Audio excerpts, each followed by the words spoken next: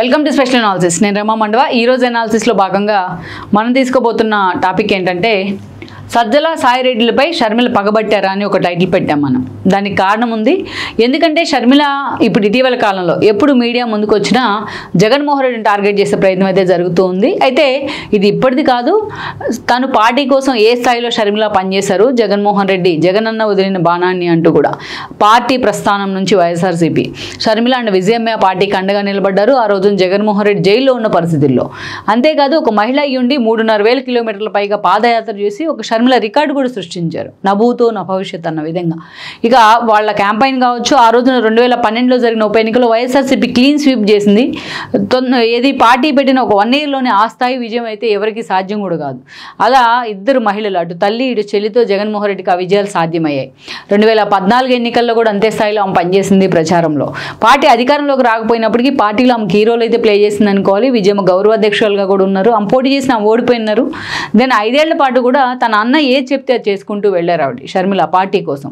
అయితే పార్టీ అధికారంలోకి వచ్చిన తర్వాత 2019 ఎన్నికల్లో కూడా షర్మిల చేసిన ప్రచారం మొత్తం ఒక ఎత్తు అనుకోవాలి. ప్రశాంత్ కిషోర్ టీం అని చేసిన వ్యూహాలు, జగన్మోహన్ రెడ్డి పాదయాత్ర ఒక ఎత్తు అయితే షర్మిల చేసిన ప్రచారం ఒక్కటే ఒక ఎత్తు. బ్రదర్ అనిల్, ఇక తన బావైన బ్రదర్ అనిల్ ఎవాంజలిజం పేరుతోనే ఆయన చేసిన ఏదైతే క్రిస్టియన్ మిషనరీస్తో ఆయన భేటీ కావడం, వాళ్ళ ఓట్లను ఇటువైపు మళ్లించే ప్రయత్నం చేయడం అయితే జరుగుతూ వచ్చింది. ఆ స్థాయిలో వాళ్ళు ఎఫర్ట్ పెట్టారు జగన్మోహన్ రెడ్డి కోసం. 2019 ఎన్నికల్లో జగన్మోహన్ రెడ్డి గెలిచిన తర్వాత పార్టీలో షర్మిలాని ప్రమోట్ చేస్తే పార్టీలో ఎక్కడ మరో పవర్ సెంటర్ ప్రమోట్ అవుతుందన్న ఆలోచనతోనే ఆమెను పక్కన పెట్టారు. ఆమె ఎన్నిసార్లు పోటీ చేయాలనుకున్నా ఎక్కడ టికెట్ ఇచ్చే అవకాశం దక్కలేదు ఎన్నికల సమయంలో.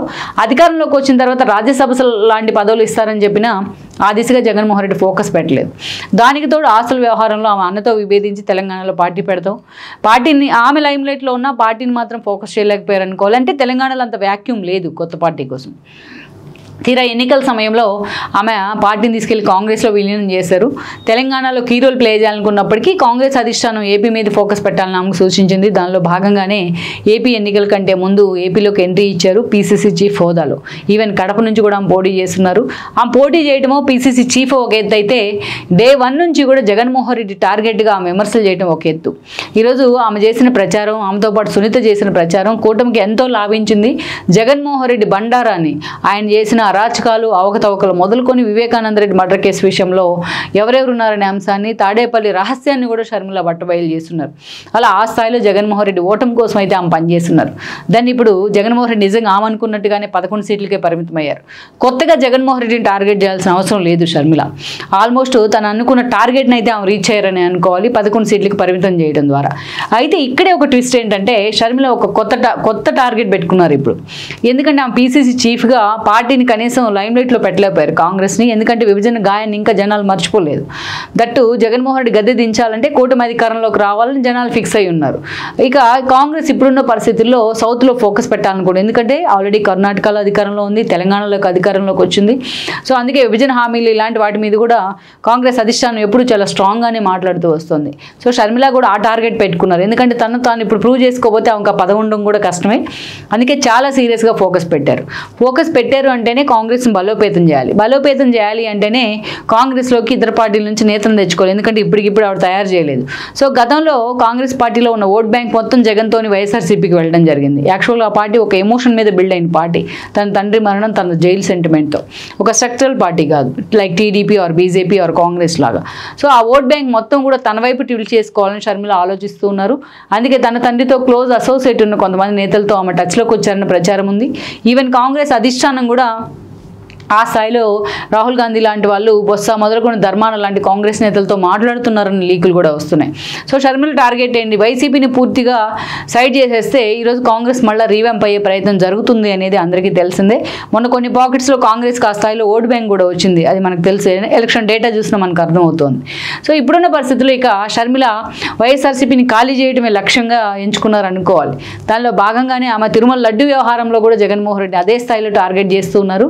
ఇక మరోవైపు చూసినట్లయితే ఇక లేటెస్ట్గా సజ్జల మీద, సాయిరెడ్డి మీద కూడా విమర్శలు చేయడం జరిగింది. ఇక చివరికి సజ్జల, సాయిరెడ్డి కూడా ఆ పార్టీలో మిగలరు అంటూ కూడా ఆమె జోస్యం చెప్పారు. ఎప్పుడైతే ఆమె ఇలాంటి స్టేట్మెంట్ ఇచ్చున్నారో అప్పుడు నిజంగానే జగన్మోహన్ రెడ్డి కూడా ఉలిక్కిపడిన పరిస్థితి ఉంది. ఎందుకంటే ఆల్మోస్ట్ నేతలంతా అందరూ కూడా వెళ్ళిపోతూ ఉన్నారు ఈ రోజున. అలాంటి పరిస్థితుల్లో సజ్జల సాయిరెడ్డి పేరు తీసి మరీ ఆమె కమెంట్ చేయడంతో నిజంగానే వీళ్ళిద్దరు కూడా వెళ్ళే అవకాశం ఉందా అని చర్చ జరుగుతోంది. ఇప్పటికే ప్రధాన సలహాదారు హోదాలో సజ్జల మీద అనేక విమర్శలు ఉన్నాయి. ఆయన కొడుకు భార్గవ్ మీద కూడా సజ్జల్ని పూర్తిగా జగన్మోహన్ రెడ్డి పక్కన పెట్టున్నారు. అంతకుముందు ప్రభుత్వంలో ఉన్నంత సీన్ ఇప్పుడు సజ్జలాకి ఇవ్వట్లేదు. సో ఆయన ఎక్కడ కూడా ప్రెస్ మీట్లోనూ లేకపోతే ఇంకో చోట అంతగా ఫోకస్ కావటం లేదు. సో ఆల్మోస్ట్ ఇక సజ్జలాన్ని పూర్తిగా పక్కన పెట్టేసినట్టే జగన్మోహన్ రెడ్డి అనే చర్చ జరుగుతోంది. ఇక ఆయన నిజంగానే సఫికేషన్ ఫీల్ అవుతున్నారు ఇలాంటి ప్రచారంతో. మరోవైపు సాయిరెడ్డి లాంటి వాళ్ళని సజ్జల లాంటి బ్యాచెస్ చాలా సీరియస్గా ఆయన టార్గెట్ చేయించింది. సుబ్బారెడ్డి సజ్జల లాంటి వాళ్ళు ఆయన చర్చ ఉంది. ఆయన వ్యక్తిగత వ్యవహారం, ఆయన ఉత్తరాంధ్ర రిప్రజెంటేటివ్గా ఉన్నప్పుడు 3 జిల్లాలకు ప్రతినిధిగా వైఎస్ఆర్సీపీ నుంచి. సో అప్పుడు ఆయన్ని ఏదైతే 3 జిల్లాల ఇన్ఛార్జి ఉన్నప్పుడు సో ఆయన వ్యక్తిగత విషయాలు ఇటీవలే బయటికి రావడం జరిగింది. ఆ కేసులు కూడా ఆయన వ్యతిరేకులైన పార్టీ నేతలు వేయించారంటూ కూడా మీడియా ముందే మాట్లాడారు విజయసాయిరెడ్డి. సో అప్పటి నుంచి కూడా ఆయన బీజేపీతో చాలా అసోసియేట్ ఉన్నారు. మొన్నే అమిత్ షాని కూడా కలిసి ఉన్నారు. పార్టీని వదిలి వెళ్ళిపోతాను, తను రాజ్యసభ రిజైన్ చేస్తాను, తనకు ఒక రాష్ట్రానికి గవర్నర్ పదవి ఇవ్వండి అని ఆయన బీజేపీ దగ్గర ఒక ప్రపోజల్ పెట్టినట్టుగా కూడా చర్చ జరుగుతోంది. ఫ్రీక్వెంట్గా ఆయన బీజేపీ అగ్రనేతలతో కూడా భేటీ అవుతూ ఉన్నారు. కీలక పదవులు కూడా వస్తున్నాయి కొన్ని కమిటీస్లో ఆయనకి. సో ఆల్రెడీ వాళ్ళిద్దరు ఎప్పుడు పార్టీని వీడతారా అన్న చర్చ చాలా సీరియస్గానే నడుస్తూ వస్తోంది.